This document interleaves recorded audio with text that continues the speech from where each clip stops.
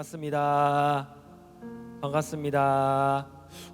저번 주보다는 조금 더 많이 오시는 것 같은, 좀 몸을 돌려가면서 저기 끝에서부터 여기 끝에서까지 앞뒤좌우 네 사람씩 이렇게 인사하며 나아갑시다. 하나님이 당신과 함께 하십니다. 시작! 하나님이 당신과 함께 하십니다. 하나님이 당신과 함께 하십니다. 저번 주 매주 주일마다 저희 오늘 예배를 위해 연습을 하고 준비를 하는데요, 목사님께서 어느 날은 이 플랫을 하나님 그만해야 될까요? 너무 어렵습니다. 우리가 이겨내고 견뎌내야 할 시간들이 너무나 어렵습니다. 그런 마음을 가지고 힘들어하고 계셨대요. 이건 어떻게 하지, 저건 어떻게 하지. 그런 와중에 하나님께서 좋은 사람들을 허락하여 주시고 어느샌가 모르게 그 어려움 가운데 이겨낼 힘을 허락하여 주시고, 그러면서 하나님을 의지하고 이렇게 고백했대요. 우리는 할 수 있는 것이 아무것도 없습니다. 하나님, 이 시간 가운데 하나님의 마음을 허락하여 주시옵소서, 이렇게 고백하셨다고 합니다. 우리 첫 번째 찬양이 주님 마음 내게 주소서인데, 우리 찬양하기 전에 우리의 마음을 올려드리며 나아가길 원합니다. 이렇게 기도할 텐데, 하나님 앞에 나왔습니다. 하지만 우리가 주님 앞에 할 수 있는 것은 아무것도 없습니다. 우리의 어려움을 해결해 보려, 나의 아픈 상황들을 치료해 보려 노력하지만 도저히 나의 힘으로는 할 수 있는 것이 아무것도 없습니다. 하나님, 주님의 마음을 허락하여 주시옵소서. 주님의 마음을 알게 하여 주시옵소서. 우리가 마음을 열고 하나님을 기쁘게 찬양 드릴 때 언제 그랬냐는 듯 우리의 모든 걱정들이 없어지고 우리의 아픔들이 떠나가며 하나님을 향한 기쁨과 찬양으로 나의 마음속에 가득 찰 수 있도록 인도하여 주시옵소서. 우리 각자의 기도로 기도하고 오늘 예배를 시작합시다. 하나님, 이 시간 주님의 이름을 구하며 나아갑니다. 나의 상황과 나의 환경과 나의 힘으로 해결해 보려 했던 그런 나의 모든 시간들을 돌아보며 나아갑니다. 나의 힘으로 도전해보고 나의 경험으로 해결해 보려 했지만 어느샌가 모르게 다시 한번 하나님 앞에 나와 이렇게 기도하며 나아갑니다. 주님 마음 내게 주시옵소서. 주님 마음 내게 허락하여 주시옵소서. 다시 한번 주님의 마음을 알게 하여 주시옵소서. 우리는 선한 것이 하나도 없습니다. 나의 모든 것을 주님께 드리니 사랑으로 우리를 안으시고 나를 새롭게 하여 주시옵소서. 우리의 모든 마음을 주님께 드리며 나아갈 때 나의 마음속에 주를 향한 기쁨이 흘러넘칠 수 있도록 인도하여 주시고, 주님을 향한, 우리 하나님을 향한 나의 모든 것들이 주님을 닮아갈 수 있는 시간이 될 수 있도록 인도하여 주시옵소서. 주님을 찬양하며 나아갑니다. 주님을 예배하며 나아갑니다. 하나님 함께하여 주시옵소서. 주님 함께하여 주시옵소서.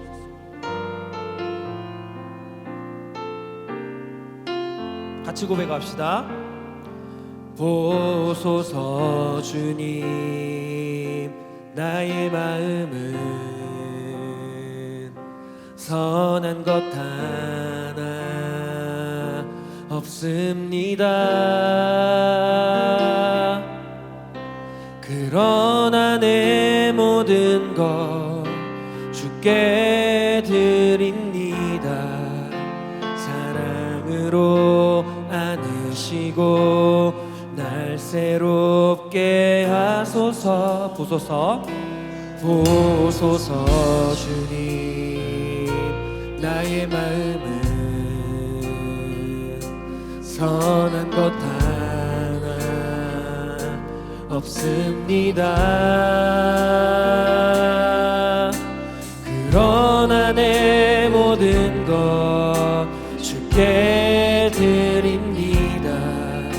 사랑으로 안으시고 날 새롭게 하소서. 주님 마음 내게 주소서. 내 아버지, 주님 마음 내게 주소서. 나를 향하신 주님의 뜻이 이루어지도록 주님 마음 내게 주소서. 보소서 주님, 보소서 주님, 나의 마음은 선한 것 하나 없습니다. 그러나 내 모든 것 주께 드립니다. 사랑으로 나누시고 날 새롭게 하소서. 주님 마음 내게 주소서. 주님 마음 내게 주소서. 내 아버지 주님 마음 내게 주소서. 나를 향하신 주님의 뜻이 이루어지도록 주님 마음에 내게 사랑을 가르치소서. 내게 사랑을 가르치소서. 당신의 마음으로 용서하게 하소서. 주의 성령 내게 채우사 주의 길 가게 하소서. 주님 당신 마음 주의 성령 내게 채우사 주의 성령 내게 채우사 주의 길 가게 하소서. 주님 당신 마음 주소서. 주님 마음 내게 주소서. 내 아버지 주님 마음 내게 주소서. 나를 향하신 주님의 뜻이 이루어지도록 주님만 내게 주소서. 주님만 내게 주소서. 내 아버지 주님 마음 내게 주소서. 우리의 연약한 마음을 올려드리며 더욱더 간절히 주님의 이름을 구하며 하나님의 선한 은혜의 능력을 알게 해달라고 우리의 악한 마음을 올려드리며 주님께 기도하며 나아갑시다. 주님, 우리의 모든 연약한 마음을 주님께 올려드리며 나아갑니다. 나의 힘으로 해결하려 했던, 나의 경험으로 해결하려 했던 연약한 나의 모든 지난 시간들을 돌아보며 나아갑니다. 결국에는 하나님 앞에 나옵니다. 결국에는 하나님의 이름을 구하며 나옵니다.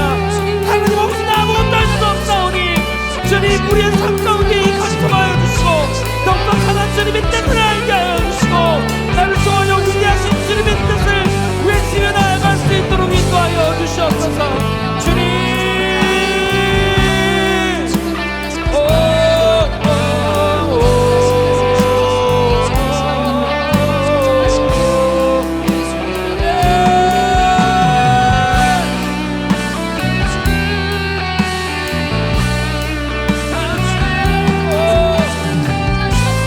더욱더 뜨거운 마음을 더하여 찬양하며 나아갑시다.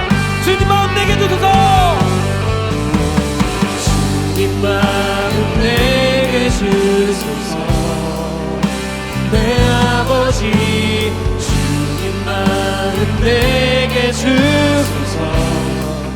나를 향하신 주님의 뜻이 이루어지도록 우리 한 번 더 고백합시다. 주님 마음 내게 주소서. 아멘. 주님 마음 내게 주소서. 내 아버지 주님 마음 내게 주소서. 나를 향하신 주님의 뜻이 이루어지도록 주님 마음 내게 주소서. 주님 마음 내게 주님 마음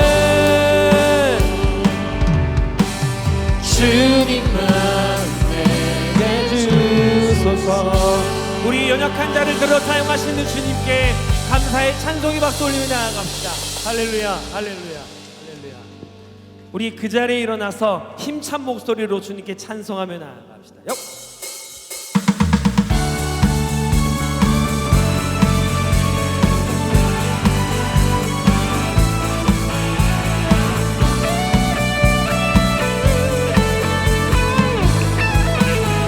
행군 나팔 소리에 행군 나팔 소리에 주의 호령 났으니 십자가의 군기를 높이 들고 나가세 선한 싸움과 싸우고 그의 멸류관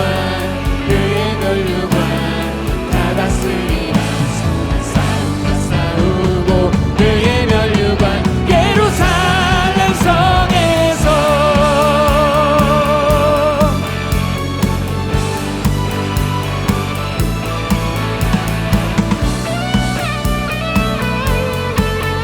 다시 한번 믿음으로 선포하며 나아갑시다.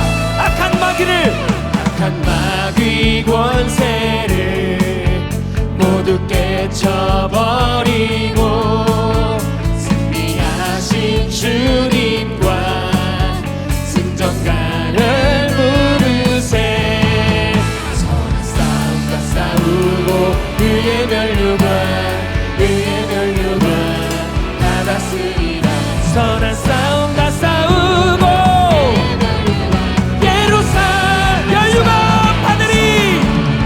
멸류관 받으리 저 요단강 건너 싸움 덮치는 날 그의 멸류관 달려갈 길 다가고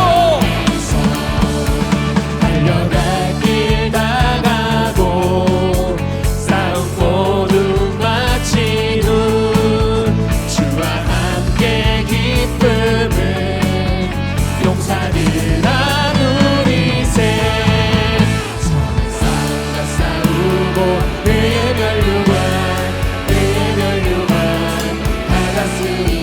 선한 싸움과 싸우고 다시 한번 선한 싸움 다 싸우고 선한 싸움과 싸우고 그의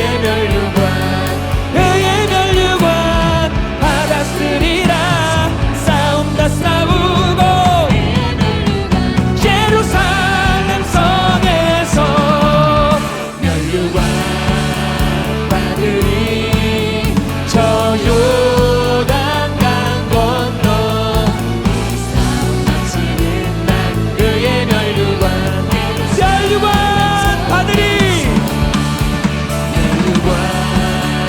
받으리 저 요단강 건너 우리 싸움 마치는 날 그의 멸류관 예루살렘 성에서 우리가 사는 날 동안 주님의 이름을 선포하며 나아갑니다. 우리를 묶고 있는 모든 어두움을 대적하며 승리하신 주님의 이름을 의지하며 나아갑니다. 주님 홀로 영광 받아 주시옵소서. 우리 주님께 감사의 찬송 박수 드리며 나아갑시다. 아멘, 아멘.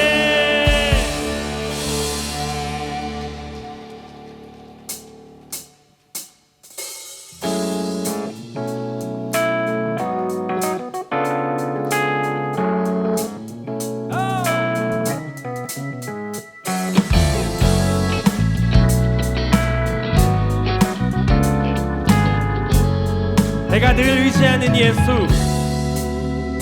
내가 늘 의지하는 예수 나의 상처 입으신 병을 불쌍하게 여기사 위로하여 주시니 기쁘신 나의 좋은 친구 내가 의지하는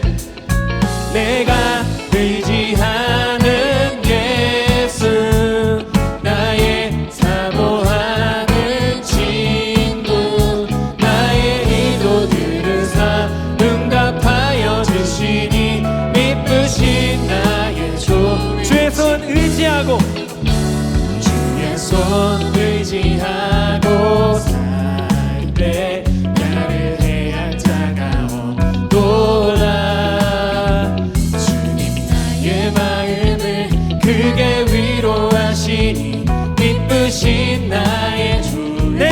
의지하는 예수.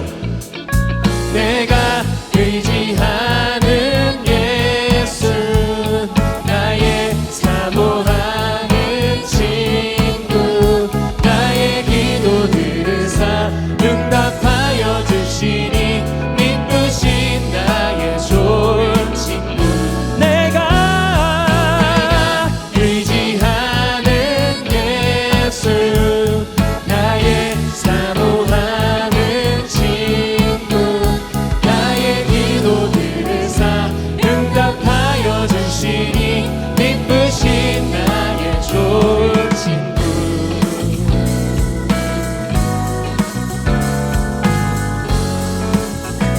내가 요단강 건너가며 요단강 건너가며 남이 두려워서 떨네 주가 인도하시니 어찌 두려워하랴. 인도하시니 어찌 두려워하랴 미쁘신 나의 좋은 이후 천국에 올라가서 이후 천국에 올라가서 모든 성도들과 다 함께 우리들을 구하신 주를 찬양하리라 미쁘신 나의 좋은 친구 내가 의지하는 예수 나의 사모하는 친구 나의 기도 들으사 응답하여 주시니 미쁘신 나의 좋은 친구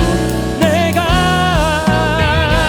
의지하는 예수 나의 사모하는 친구 나의 기도 들으사 응답하여 주시니 미쁘신 우리 악기로 주님을 찬양합니다.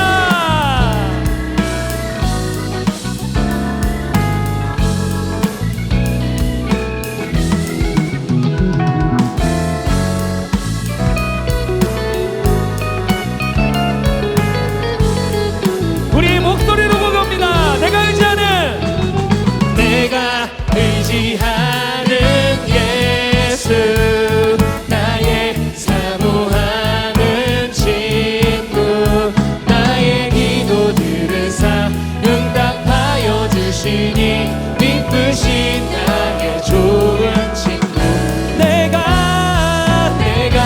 의지하는 예수 나의 사모하는 친구 나의 기도 들으사 응답하여 주시니 미쁘신 나의 좋은 친구 나의 좋은 친구 되신 예수님, 우리는 주님의 이름만 찬양할 뿐입니다. 이 시간 이 자리 가운데 임하시고 홀로 영광 받아 주시옵소서. 할렐루야.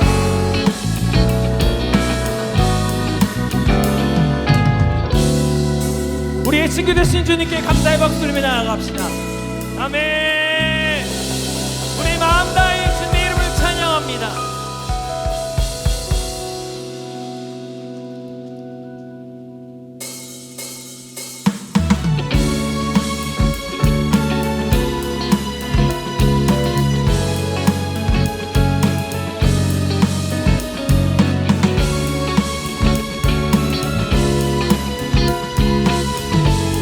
내 마음 다해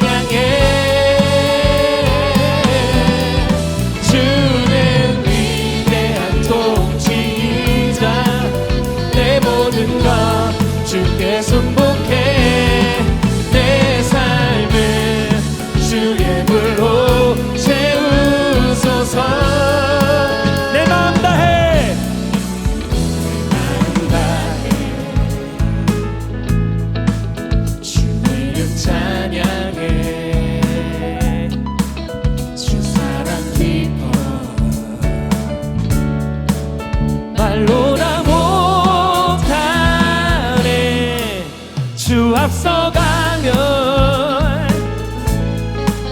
길을 만드시네. 오직 내 갈망 영원히 주 찬양. 내 맘에 힘이 되신 주, 영원한 빛이 되신 주, 내 모든 호흡이 주의 행하심 찬양해. 주는 위대한 통치자, 내 모든 것 주께 순복해. 내 삶을 주의 불로 한 번 더 불러봅시다. 내 맘에 힘이 되신 주, 영원한 빛이 되신 주, 내 모든 호흡이 주의 행하심 찬양해. 주는 위대한 통치자, 내 모든 것 주께 순복해. 내 삶을 주의 불로 세우소서. 우리 피아노로 주님을 찬양합니다.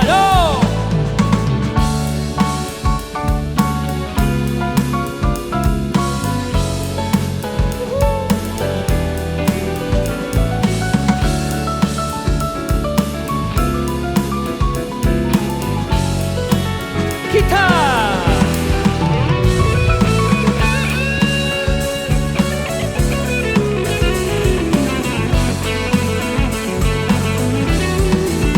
찬양합니다. 주내 감사해. 내 맘에 힘이 되신 주, 영원한 빛이 되신 주, 내 모든 호흡이 주의 행하심 찬양해. 주는 위대한 통치자, 내 모든 것 주께 순복해. 내 삶을 우리의 목소리로 고백하며 나아가 봅시다. 우리 뜨거운 열정으로 찬양합니다. 내 맘에 내 맘 영원한 빛이 되신 주, 내 모든 호흡이 주의 행하심 찬양해. 주는 위대한 통치자, 내 모든 것 주께 순복해. 내 삶을 주의 불로 채우소서. 나의 만족 되신 주 찬양합니다. 오, 아멘, 아멘, 아멘, 아멘, 아멘, 아멘.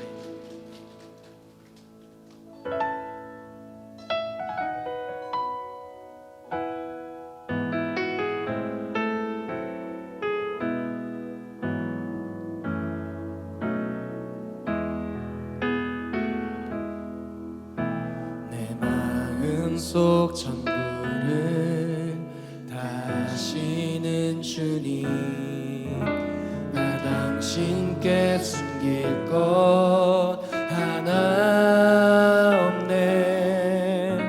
주 보좌 앞에 나가 다르니 모든 근심과 슬픔 사라지네. 우리 가사에 집중하며 우리의 마음을 들이며 다시 한번 고백하며 나아갑시다. 내 마음속 전부를, 내 마음속 전부를 다시는 주님, 당신께 숨길 것 하나 없네. 주 보좌 앞에 나가 다르니 모든 근심과 슬픔 사라지네. 주의 맘에 늘 계시고 나 주 안에 늘 거하니 이 놀라운 사랑 그 사랑 앞에 나 나아가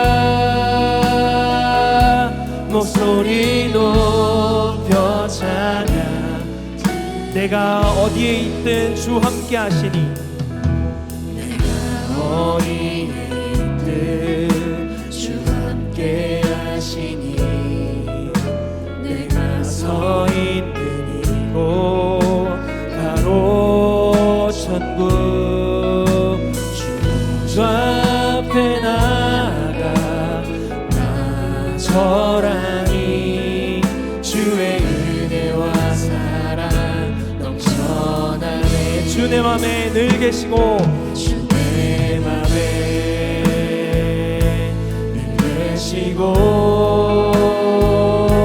나 주 안에 늘 거하니 이 놀라운 사랑 그 사랑 앞에 나 나아가 목소리 높여 찬양. 주 내 맘에 늘 계시고 주 내 맘에 늘 계시고 나 주 안에 늘 거하니 이 놀라운 사랑 그 사랑 앞에 나 나아가 목소리 높여 주 내 맘에 늘 계시고 주 내 맘에 늘 계시고 나 주 안에 늘 거하니 이 놀라운 사랑 그 사랑 앞에 나 나아가. 더욱더 우리의 뜨거운 마음을 다하여 고백하며 나아갑시다. 주 내 맘에 늘 계시고 주 내 맘에 늘 계시고 나 주 안에 늘 거하니 이 놀라운 사랑 그 사랑 앞에 나 나아가. 더욱더 우리의 큰 사랑을 담아 고백하며 나아갑시다. 주 내 맘에 주 내 맘에 늘 계시고 나 주 안에 늘 거하니 이 놀라운 사랑 그 사랑 앞에 나 나아가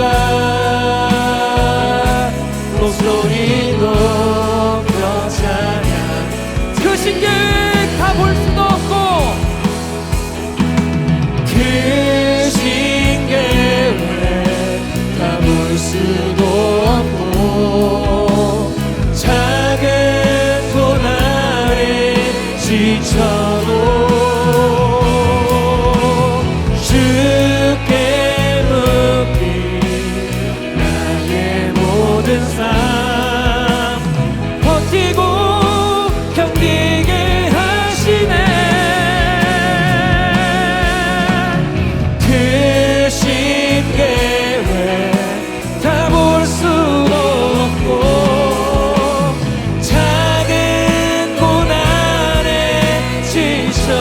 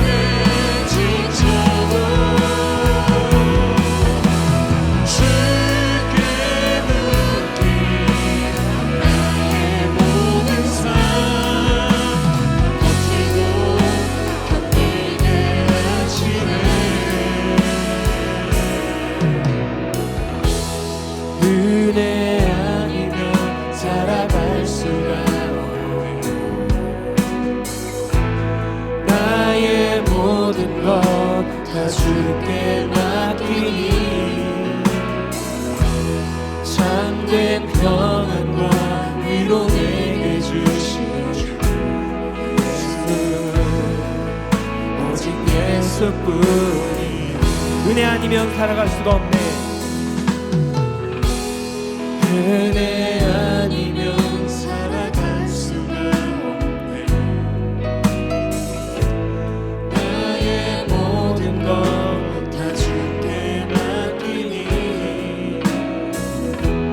참된 평안과 위로 내게 주신 주 예수.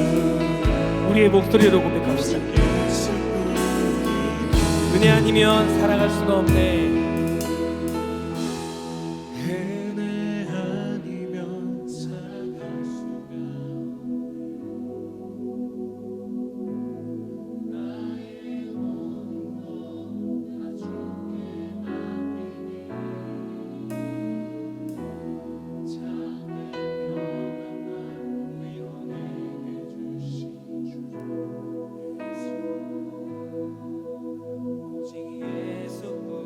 예수뿐이네. 주님, 그렇습니다. 우리에겐 오직 주님밖에 없습니다. 우리의 힘으로 살아보려고 하지만 결국에는 하나님 앞에 나와 이렇게 고백합니다. 하나님, 도와주십시오.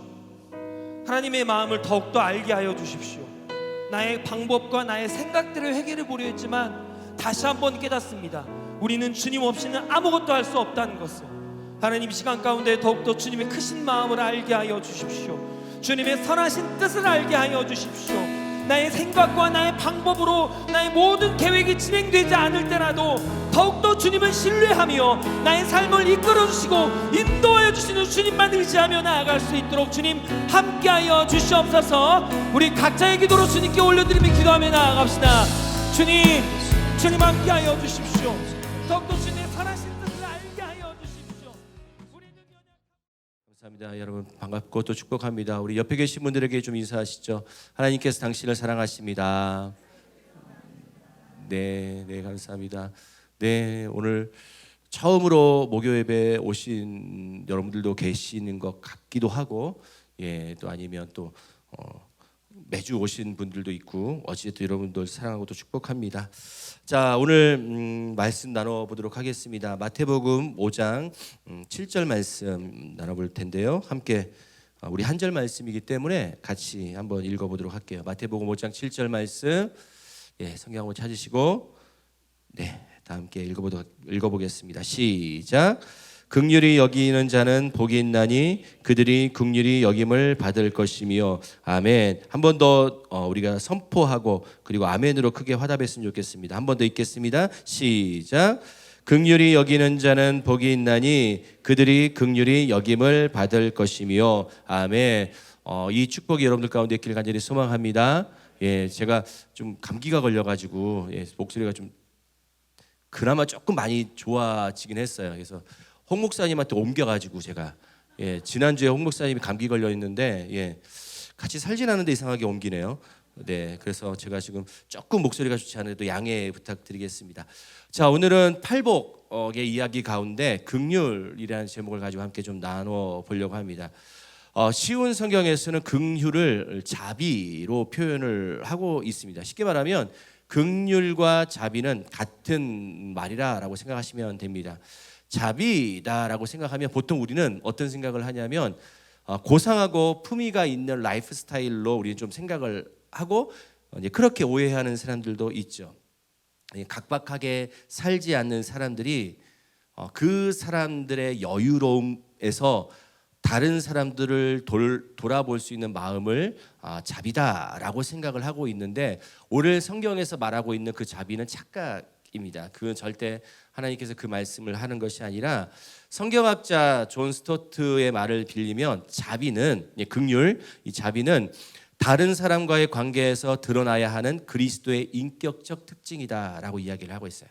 다른 사람과의 관계에서 드러나야 되는 그리스도인의 인격적 특징이 바로 자비, 긍휼이다라고 말씀을 하고 있죠.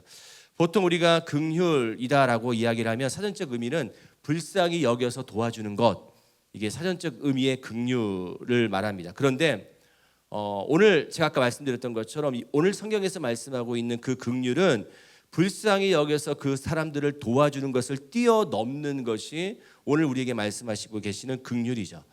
히브리어 단어에서는 긍휼을 두 가지 단어를 쓰고 있습니다.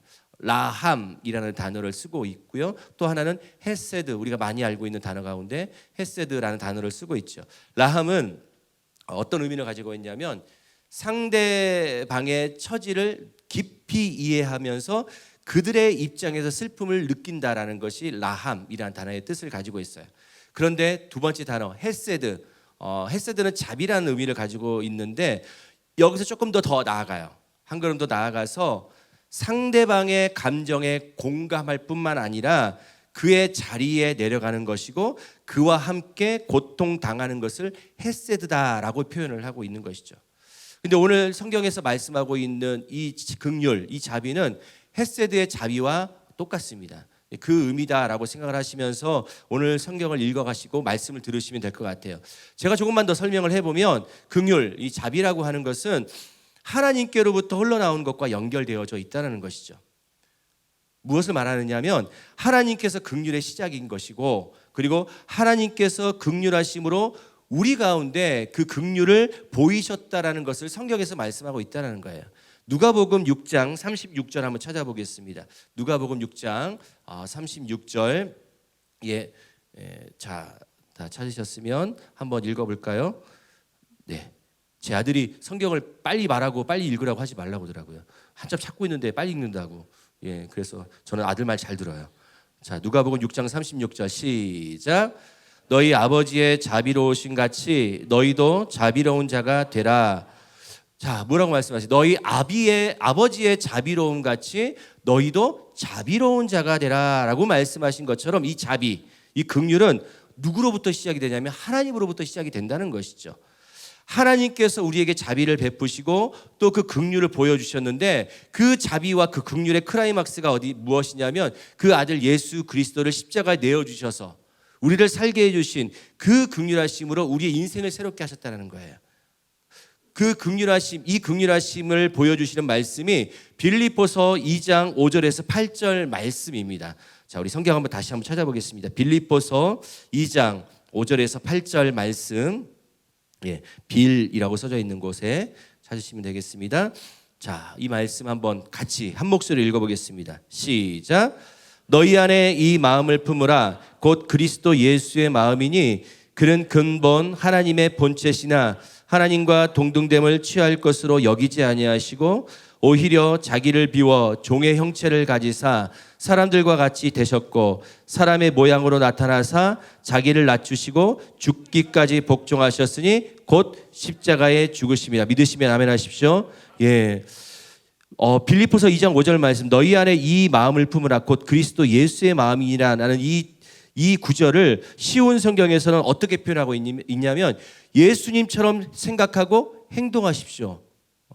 너희들은 이 마음을 품으라. 곧 그리스도 예수의 마음이라는 것을 너희들은 예수님처럼 생각하고 행동하십시오라고 표현을 하고 있다는 것이죠. 저는 이 말씀이 너무 좋았어요. 쉬운 성경으로 표현하면 너무 직설적이죠.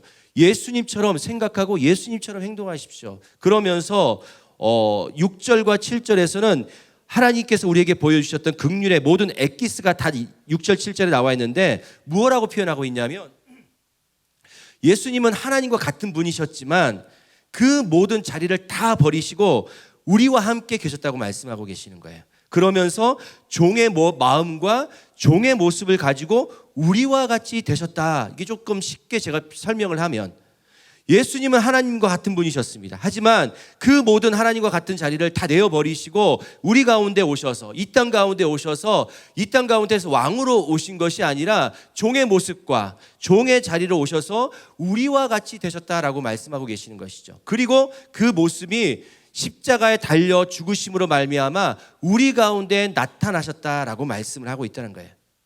그렇다면 우리가 하나님의 긍휼을 말할 때 하나님의 긍휼은 어디에 있냐면 십자가 사건에 있다는 거예요.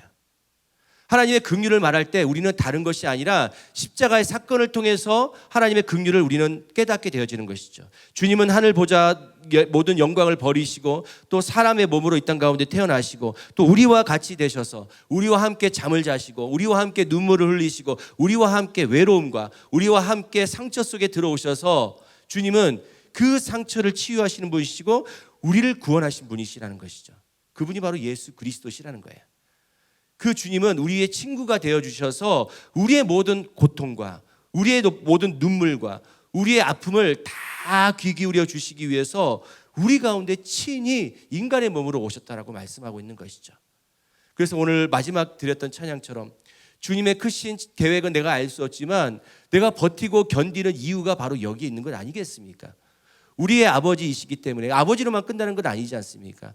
우리의 모든 고통과 눈물을 다 아시기 위해서 그냥 하늘 보좌에서 야, 잘 살아라 이렇게 말씀하시는 것이 아니라 너무나 우리를 사랑하시기 때문에 너무나 우리를 긍휼히 여기시기 때문에 그 십자가의 사건을 위해서 직접 인간의 모든 죄를 사하시기 위해서 저와 여러분들의 모든 죄악들을 다 사해 주시기 위해서 하늘 보좌를 다 버리시고 인간의 몸으로 이 땅 가운데 직접 오셨다는 것이죠. 그냥 오셔서 왕으로만 그 영광을 누리신 것이 아니라 마국간에서 가장 초라한 인간의 모습 가운데서 가장 초라한 모습으로 사시고 그리고 가장 종된 모습인 마지막 만찬 때 그 제자들에게 무릎을 꿇으시고 가장 낮은 종이 할 수밖에 없는 사람들의 발을 씻기는 친히 예수님의 인간의 종다운 모습으로 오셔서 그 십자가의 사건을 통해서 그 긍휼하심을 우리에게 보여주셨다는 것이죠.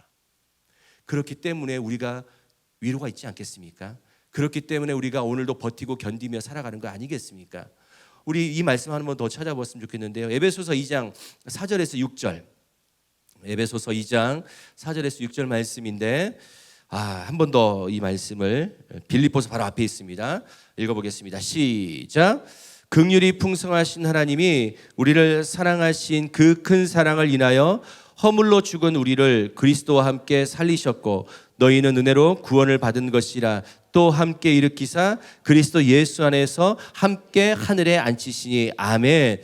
저는 이 말씀은 나중에 한번 이 말씀 본문을 가지고 은혜에 대한 이야기를 좀 나눠보고 싶은 마음이 좀 있습니다. 그런데 오늘 이 에베소서 2장 4절에서 6절 말씀은 하나님의 긍휼에 대해서 이 말씀하시는데 자신의 살과 피를 우리에게 내어주시면서 모든 것을 자신의 모든 것을 우리 가운데 주시고 또 우리를 살리신 그분이 예수 그리스도이시고 그분이 긍휼의 모델이심을 에베소서 2장 4절에서는 그렇게 말씀하고 있는 것이죠.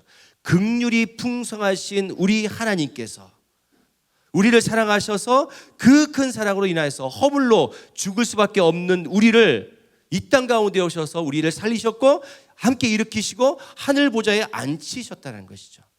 여러분 이게 오늘 우리에게 말씀하고 계시는 긍휼입니다. 그렇다면 우리에게 믿음에 대해서 이야기하자면 우리의 믿음의 시작은 무엇이냐? 주님의 긍휼하신 가운데 있다는 사실이에요. 그리고 그 하나님의 긍휼이 우리를 변화시켜 준다는 사실을 우리는 오늘 이 말씀을 통해서 깨달아야 되는 것입니다. 긍휼의 시작은 바로 내 안에 예수 그리스도의 긍휼의 마음이 우리 가운데 들어오는 것입니다. 그래서 주님의 긍휼하심을 우리가 깨닫게 되어질 때에 비로소 그 믿음이 우리 가운데 있게 되어지는 것이고 그 믿음을 통해서 우리의 삶이 변화가 되어지는 것이죠. 여러분 예수 그리스도의 긍휼하심이 없었으면 어찌 우리가 이 자리에서 이렇게 찬양을 하면서 이 자리에서 주님 앞에 눈물을 흘리면서 주님 앞에 나아가겠습니까? 사랑하는 여러분, 예수를 만나면 모든 것이 변하게 되는 것입니다. 믿으시면 아멘 하십시오. 여러분 진짜 예수님을 만나면 모든 것이 다 변해야 되는 거예요. 우리의 시작도 변해야 되는 것이고 우리의 목표도 변해야 되는 것이죠. 우리가 어떤 방향으로 갈 것인지 예수를 만나기 전과 예수를 만나고 난 이후에 목표와 방향성이 뚜렷해야 되는 것이죠. 누구를 위한 것이냐? 예수가 내 안에 들어오기 시작하면 하나님의 그 긍휼이 내 안에 들어와서 일하기를 시작하신다는 거예요. 근데 문제는 이게 하루아침에 변하지 않는다는 게 참 안타까운 현실이에요. 그렇죠? 예. 여러분 안 그러세요? 예. 저만 그렇군요. 예. 저는 매번 경험을 해봐요. 예배 안에서 승리를 하시죠. 그리고 예배 돌아가는 순간부터 침대에 누워있는 아들을 보면서 참아야 되는 이 온유함이 잃어버리고 이야 예. 우리는 항상 변하고 싶지만 그리 참 변하지 않는 게 우리의 삶의 현실 아니겠습니까?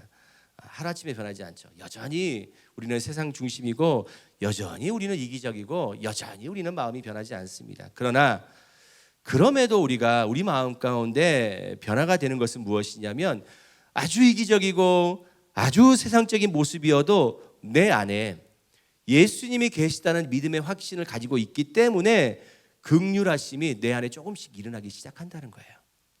예. 이게 놀라운 축복이에요, 여러분. 우리는 하루아침에 무엇인가 변한다고 생각하시면 여러분 착각입니다. 그러지 않으십시오. 예. 위험합니다. 예. 조금씩 예수님의 긍휼하심 속에서 우리가 변화되어지는 것을 보게 되는 것이죠. 그리고 그 긍휼하심으로 인해서 비로소 우리의 인생이 변하기 시작하는 거예요. 예. 여러분, 그래서 우리가 오늘 이 시간 하나님의 긍휼하심이 무엇이었는지를 이 말씀을 통해서 좀 배우게 되면서 하나님의 긍휼하심으로 우리가 좀 들어가는 시간을 갖기를 원하는데, 오늘 두 가지를 좀 이야기를 나눠보려고 합니다. 첫 번째는 하나님의 긍휼은 그와 함께 하고 그와 함께 머문다라는 것에 초점을 두고 있어요. 하나님의 긍휼하심은 그와 함께 하시고 그와 함께 머문다.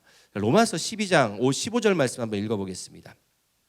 로마서 12장 15절. 자, 한번 읽어볼까요? 시작.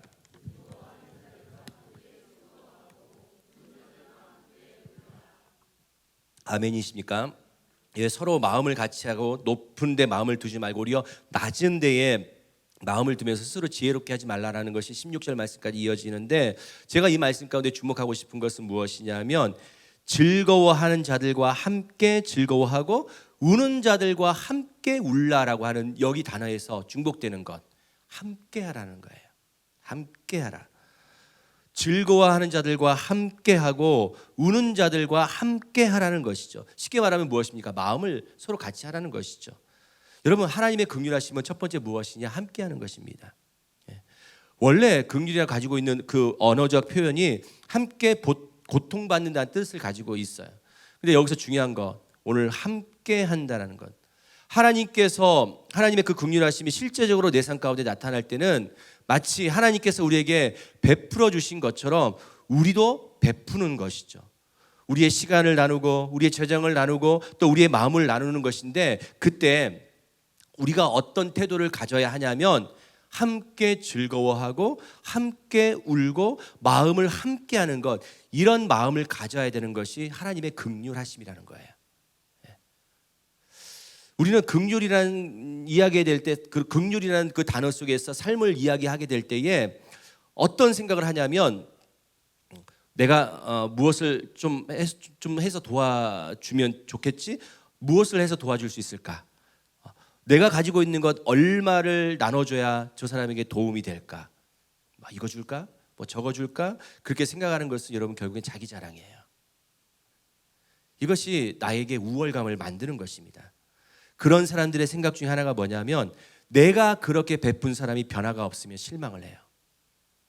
내가 이렇게 줬는데, 내가 가진 것을 줬는데, 내 시간을 저 사람에게 헌신했는데, 내 마음을 저 사람에게 이렇게 헌신했는데 왜 바뀌지 않지? 실망하면서 그 상대방에 대해서 아유, 사람은 바뀌지가 않아, 이렇게까지 가버리는, 결국엔 자기 자랑이고 자기 우월감인 것이죠. 그런 사람들, 내가 돈을 주면 저 사람 제대로 쓰긴 할까? 이런 표현들. 내가 착한 사람이어서 참 많이 도와주지, 이렇게 고개를 끄덕이면서 스스로 만족해하는 그것, 그건 결국 비슷한 사람인 거죠. 제가 오래전 일인데 잊혀지지 않는 한 가지 사건이 있었어요. 제가 서울에 좀 출장이 갈 일이 있어가지고 서울역에서 누구를 만나기로 했었습니다. 아주 오래전 일이에요. 서울역에서 누구를 만날 일이 있어가지고 그 광장에 좀 있는데 점심쯤이었어요. 이 점심쯤에 어느 교회인지는 제가 잘 몰라요. 어느 교회는 제가 눈여겨보지 않았는데 교회에서 노숙자들을 위한 무료 급식을 그때 했습니다. 딱 하는 때였는데, 이 노숙자를 대상으로 하는데 모든 사람들이 다 할 수 없으니까 미리 와서 선착순으로 끄는 거예요. 미리 와서 앉아 있는 사람, 의자가 있으니까 그 앉아 있는 사람들만 줄 수밖에 없는 거였어요. 그러니까 노숙자분들이 소식을 다 듣고 1시간 전부터 와서 앉아 있는 것이죠. 이제 그 점심을 드시기 위해서 이제 교회에서 1시간 전부터 와서 줄을 세우고 예배를 드리기 시작해요. 그런데 우리가 너무나 잘 알고 있는 한국 교회의 전형적인 모습, 이 참 안타까운 현실의 모습인데, 사람들을 줄을 세우고 앉게 해서 예배를 드리기 시작해요. 그리고 찬양을 하고 또 설교를 합니다. 노숙자분들은 밥을 먹기 위해서 식사를 하기 위해서 1시간 전부터 앉아서 찬양을 하기 시작해요. 그런데 제가 놀라운 광경을 목격을 했는데 찬양할 때 옆에 계신 분이 이렇게 말씀하세요.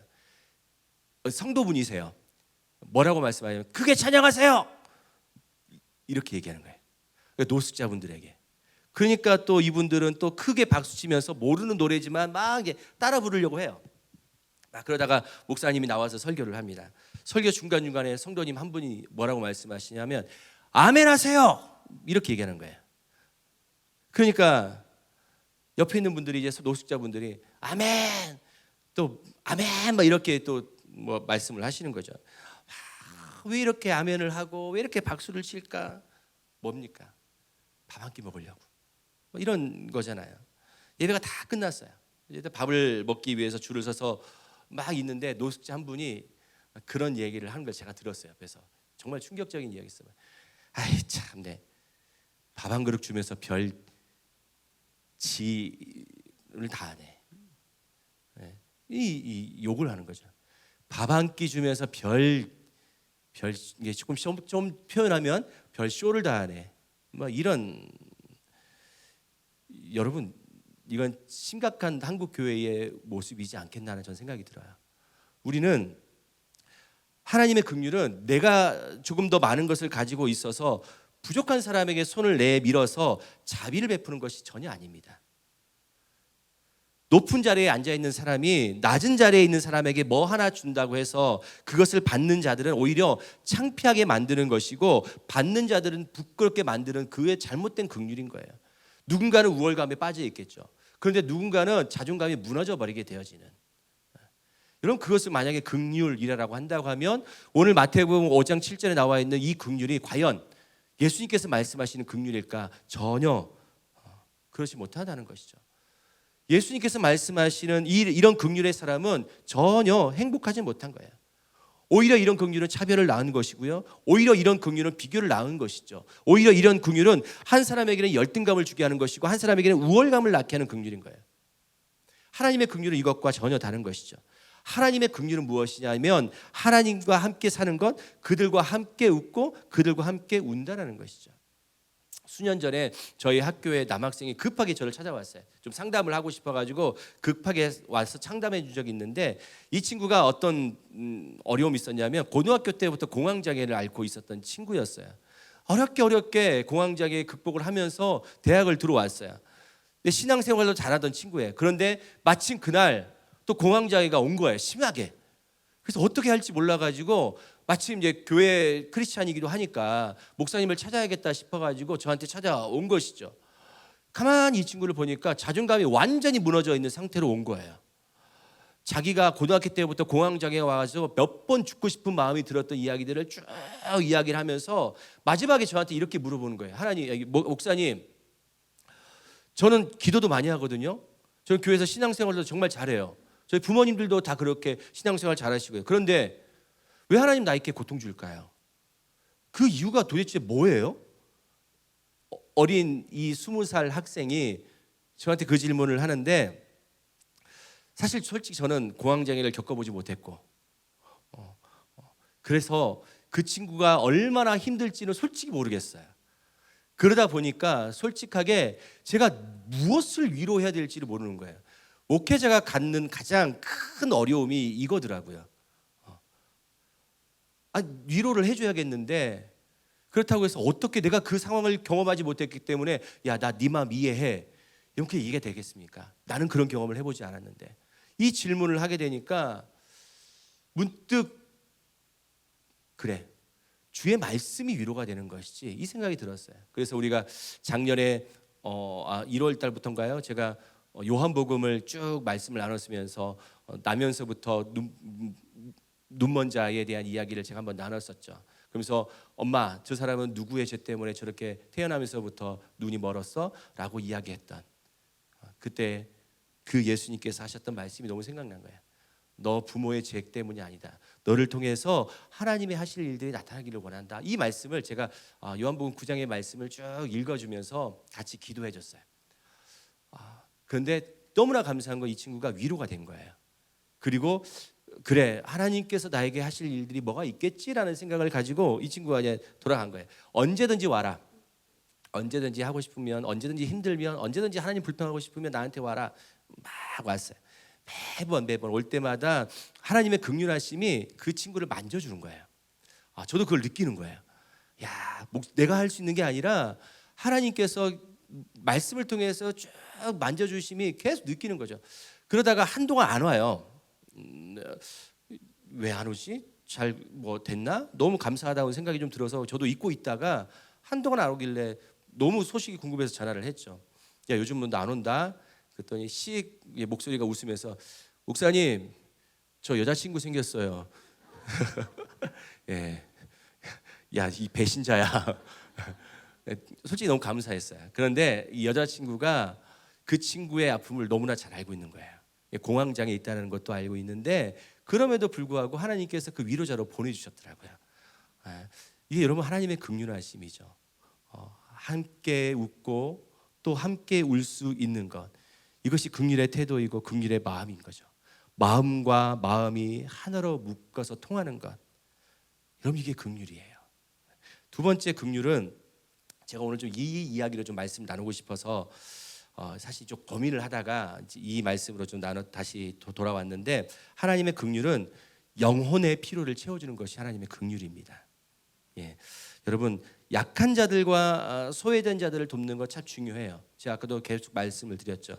그러나 사실은 이런 일들은 세상의 사람들 너무나 많이 해요. 사실은 교회 다니지 않은 분들도 많이 하죠. 부자들도 그런 돕는 일들은 많이 해요. 물론 이 일이 중요하지 않다는 건 아닙니다. 물론 너무나 중요합니다. 그런데 우리는 이런 일들과 함께 잊지 않고 꼭 해야 될 사명 가운데 하나가 뭐냐면, 진정한 하나님의 긍휼의 마음은 그들에게 있어서 영혼의 필요를 채워주는 것이 진정한 긍휼을 베푸는 자의 모습이라는 거예요. 물질로 그 사람들의 필요를 채워주는 것이 아니라 그 영혼의 필요를 채워줄 수 있는 것. 사랑하는 여러분, 우리가 여러 가지 힘든 시기 속에서 어찌 보면 사람들의 마음은 더 가난해지고 있어요. 이 시기가 언제일까라고 생각을 해보면 사실은 오래전부터 그런 시기를 우리는 겪고 있었지만, 특별히 터닝 포인트가 되었던 것이 코로나 이후의 삶의 모습들이지 않겠냐라는 생각을 하는 것이죠. 교회도 많은 교회가 코로나 이후에 변화되어지는 것을 보면은 정말 많은 교회의 숫자가 줄어든 것뿐만 아니라 선교하는 선교의 방향들도 많이 줄어들고 있고, 그리고 그것뿐만 아니라 사실은 제가 말씀드리고 싶은 것은 그 마음이 더 가난해지고 더 사람들의 목마른 경향들이 더 많아지고 있다는 거예요. 어려워지고 또 가난해지고 또 목마른 사람들이 너무나 많은 일들을 겪고 있어요. 우리 너무 힘들지 않습니까? 살아가고 있는 이 하루하루가 오늘 찬양처럼 버티고 견디고 있는 게 오늘 하루 또 아니었겠습니까?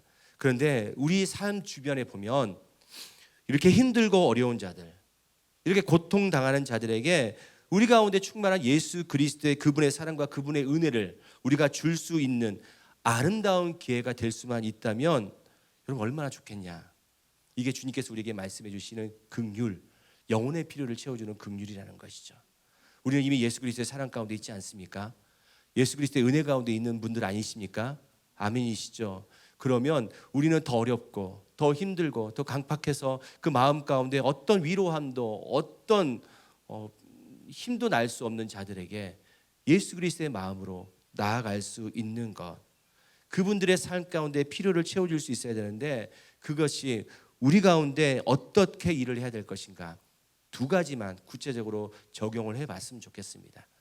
오늘 우리가 이 예배를 마치고 난 다음에 다시 한번 여러분 세상 가운데 나갔을 때에 우리가 하나님의 긍휼을 실천하면서 나갔으면 좋겠는데, 첫 번째는 무엇이냐면요, 우리 신앙의 공동체 안에서 힘들고 어려워하는 자들, 가장 가까운 공동체의 식구들을 향해서 먼저 긍휼을 실천해 봤으면 좋겠습니다. 그것이 무엇이냐, 여러분 우리는 교회 공동체 속에서 은혜와 축복의 시간을 누리고 있잖아요. 코로나가 끝나도 여전히 하나님의 은혜 가운데 있고 여전히 우리는 이 목요 예배 가운데 하나님 앞에 구별된 모습으로 주 앞에 나아가고 있지 않습니까? 그런데 때로는 경제적인 어려움 때문에 교회를 떠나 있는 분들, 때로는 잠시 쉬면서 그들의 인생 가운데 너무나 힘든 시간들을 보내고 있는데 언제 내가 교회를 가야 될지 몰라서 그냥 주저주저 하면서 그냥 포기해 버리고 있는 분들, 누군가가 손을 내밀어서 그냥 한번 가자라고 이야기해 주면 그냥 마지못해 끌려가고 갈 수는 있을 것 같은데 나 혼자 가기는 참 너무 부끄럽고 너무 오랫동안 안 가다 보니까 너무 어색한 그런 분들, 그러다 보니까 영혼의 마음 가운데 피폐해져 있어서 그냥 그 마음도 이제는 다시 그냥 예수 안 믿던 시대로 다시 돌아가는 것이 어떨까 그렇게 생각하고 있는 그런 영혼들, 그분들을 향해서 한 번 정도는 연락을 하고 그분들을 향해서 안부를 물으면서 어떻게 지내냐, 하나님이 참 많이 기다리고 계신다, 그렇게 안부를 묻는 것, 그것이 주님께서 우리에게 주신 하나님의 긍휼 아닐까 생각이 좀 드는 것이죠. 우리가 누군가의 손을 내밀어서 그분에게 손을 내민다고 하면 어느 누군가는 분명한 것은 그분은 하나님의 부르심 가운데 응답할 것입니다. 아멘이십니까? 여러분, 이게 하나님의 긍휼하심인 거예요. 우리가 그런 실천이 있었으면 좋겠습니다. 두 번째는 뭐냐면 제가 오늘 꼭 나누고 싶었던 이야기인데, 여러분 가장 가까운 가족들을 향한 긍휼을 실천하셨으면 좋겠습니다. 때로는 우리가 이 교회 공동체에 속해 있는 주변 사람들을 섬기는 것은 너무 쉬워요. 그건 너무 쉽잖아요. 그런데 가장 가까운 나의 남편, 가장 가까운 내 아내, 내 사랑하는 자녀, 내 부모님을 향한 이 섬김과 사랑에 있어서는 때로는 어색하게 느끼면서 때로는 또 불편하게 느끼기도 하죠. 우리는 그런 마음 가운데 좀 있는 경우가 많이 있습니다. 그런데 여러분, 제가 이 팔복을 보면서 쭉 다시 한번 묵상해보고 묵상을 해봤을 때에 하나님께서 1차적으로 우리 삶 가운데 허락하신 이 팔복의 시작점은 누구냐면 우리 가족이더라고요. 우리의 심령이, 우리 가족이 먼저, 내 영혼이 가난해져야 되죠. 내 영혼이, 우리 가족이 먼저 애통해야죠. 우리 가족이 먼저 온유해야 되는 것이죠. 우리의 가족이 하나님의 의에 줄이고 목마른 삶이 되어야 되는 것이죠. 우리의 가족이 먼저 시작이 되어야 되지만 여러분, 내가 더 평강하지 않겠습니까? 여러분, 가족이 불편하면 내 믿음이 얼마나 더 평안해지겠습니까? 가족이 평안하고 가족이 예수 그리스도 안에 있어야 우리의 삶 가운데 그러지 않겠습니까? 가까운 나의 가족, 어떻게 그 실천을 할 수 있을까 생각을 해보니까 각자의 자리에서 수고하고 살아오신 아버지 한 번 정도는 우리 남편분들에게 좀 수고했지, 오늘 하루 참 애썼지, 고생했지 라고 이야기해 줄 수 있는 그 따뜻한 마음. 별로 동의하지 않으시는데, 아내를 향해서는 참 고맙다, 남편분들이요, 이야기할 수 있는가 반면에 자녀들을 향해서는, 부모님을 향해서, 또 형제자매를 향해서 서로가 우리 가운데 있는 긍휼의 마음이 회복되어야 된다는 것이죠. 너무나 당연하다고 생각하시면 안 되더라고요. 남편이 어떻게 당연하고 아내가 어찌 당연하겠습니까? 남편이기 때문에 당연히 돈을 벌어야 되고, 아내이기 때문에 당연히 돈을 벌어야 되고, 자녀들은 부모이기 때문에 당연히 용돈을 줘야 된다. 어떻게 당연한 게 어디 있겠습니까? 저도 직장 생활을 하지만 저도 엄청 혼나면서 월급 받고 살고 있습니다. 그런데 그 어떤 수고와 애씀도 가족들한테 다 표현하지 않잖아요.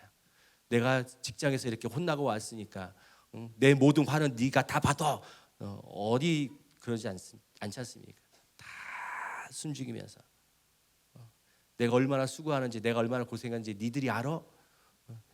이런 이야기보다 힘들고 어렵지만 그 무게를 견뎌내고 있는 내 남편, 내 아내, 때로는 여러분들의 부모님들, 여러분들의 형제 자매들, 그분들을 향한 하나님의 긍휼하심을 실천할 수 있는 것, 그것이 좀 오늘 저와 여러분들에게 주신 하나님의 긍휼의 마음이다라는 좀 생각이 좀 들었어요. 사실은 제가 이 말씀을 좀 너무 안 잡혔었어요. 내가 괜히 팔복을 한다고 했나 이 생각이 들다가 다른 걸 준비하고 있었는데 너무 좀 힘들어서 고민하고도 기도하다가 가족의 위로와 또 우리의 위로가 있었으면 좋겠다라는 생각이 좀 들어서 좀 여러분들에게 도전을 좀 드리고 싶습니다. 몇 가지 광고 말씀을 드리고 마치도록 하겠습니다. 저희 플래너싱 예배는 매주 목요일 오후 우리 7시 50분에 이 예은교회 3층 사랑홀에서 예배를 드립니다. 저희 예배에는요 특별히 헌금 시간이 없습니다. 저 뒤쪽에 저희가 이제 헌금함을 갖다 놨는데 오고 가시는 그런 발걸음 속에서 혹시나 마음에 감동이 오신다면 우리에게 저희 플래너십에게 헌금해 주시면 그 헌금으로 저희 예배 회복을 위해서 이 호남 땅과 또 이 전북 땅의 예배 회복을 위해서 사용되게 됩니다. 많은 기도의 후원과 또 물질의 후원 부탁드리겠습니다. 저희 플래너십 전북 극동 방송 라디오에 출연을 하고 있습니다. 우리 토요일 오전 11시에 FM 91.1의 전북 극동 방송에서 저희가 날마다 플래너십과 함께하는 날마다 찬양으로라는 제목으로 함께 라디오 프로그램을 하고 있는데요. 함께 그 시간에 딱히 한 일이 없다면 그 시간에 함께 찬양하면서 예배하시는 우리 예배자들이 되기를 간절히 소망합니다. 오늘 광고는 여기까지고요. 우리 함께 우리 옆 사람들을 바라보면서 함께 축복해주는 시간이 갖기를 원합니다. 너 잘하고 있어. 함께 이 말과 함께 축복해 주셨으면 좋겠어요. 너 잘하고 있어. 너 잘하고 있어. 온유하고 성실하신 주님이 당신을 사랑합니다. 아름답고 한결같은 주님이 당신을 우리 저 먼 곳에 있는 분들까지도 함께 축복해 줄까요? 하고 성실하신 주님이 당신을 잘하고 계십니다. 사랑합니다. 그렇게 하는 거예요. 잘하고 있어요. 아름답고 한결같은 주님이 당신을 축복한 서로에게 격려의 박수, 하나님께 영광의 박수를.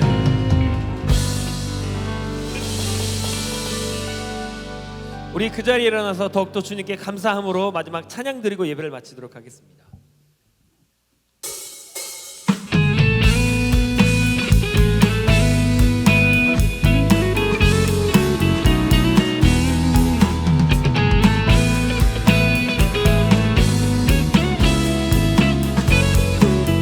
여호와를 즐거이 불러, 여호와를 즐거이 불러, 기쁨으로 주께 나가리.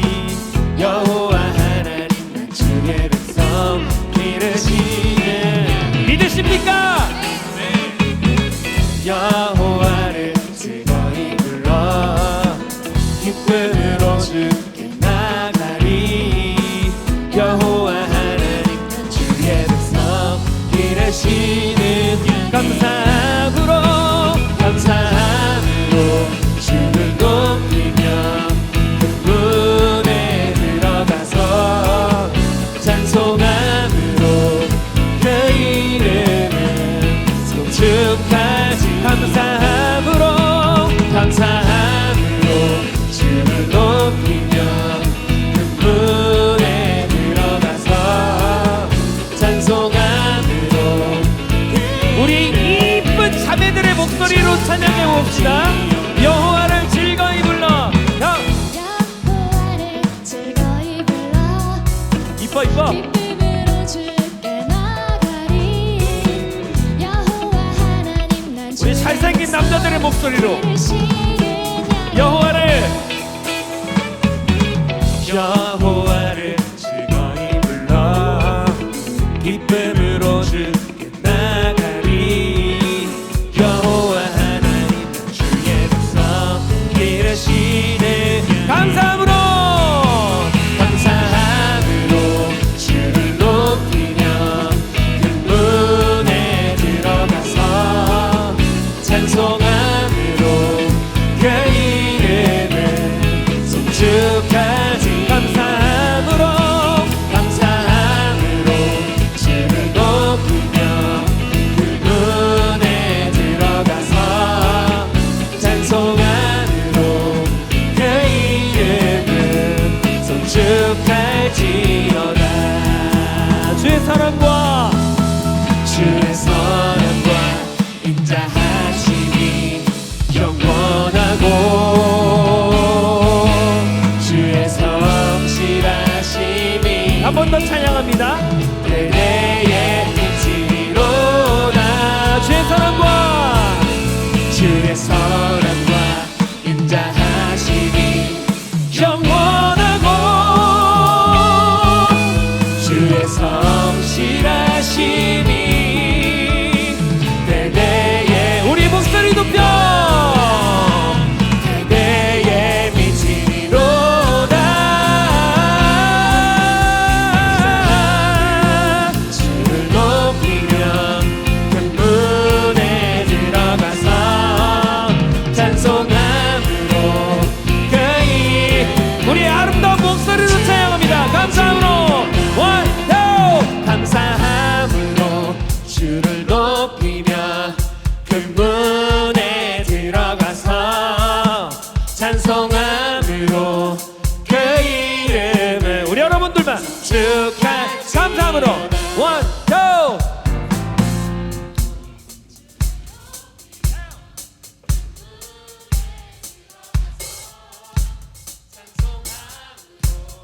그 이름은 송축하 감사함으로 주를 높이며 큰 문에 들어가서 찬송함으로 그 이름은 송축할지어다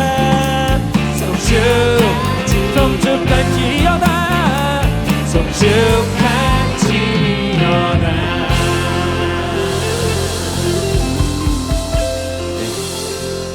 기도하겠습니다. 하나님 감사합니다. 오늘도 또 주님 앞에 나아갑니다. 또 세상 가운데 나아갈 때에 우리의 삶이 아니라 또 하나님의 은혜로 살아갈 수 있도록 인도하여 주시옵시고 주님의 긍휼하심을 전하는 자들이 되게 해 주시고 그로 말미암아 모든 나의 삶의 영역들이 하나님의 은혜로 덮여지는 그런 축복된 삶을 살게 하여 주시옵소서. 승리케 하실 주님 앞에 감사를 드리며 지금은 우리 주 예수 그리스도의 은혜와 아버지 하나님의 크신 사랑과 성령님의 교통하시고 인도하심의 역사가 하나님의 긍휼하심을 입어 우리의 삶의 모든 영역들마다 주의 긍휼하심이 하나님 온 땅 가운데 선포되어지기를 원하는 그런 믿음 가운데 나아가는 귀한 믿음의 성도인들 한 사람 한 사람 그들의 삶과 비전 위에 지금부터 영원까지 함께 하시기를 간절히 축원하옵나이다. 아멘. 아멘.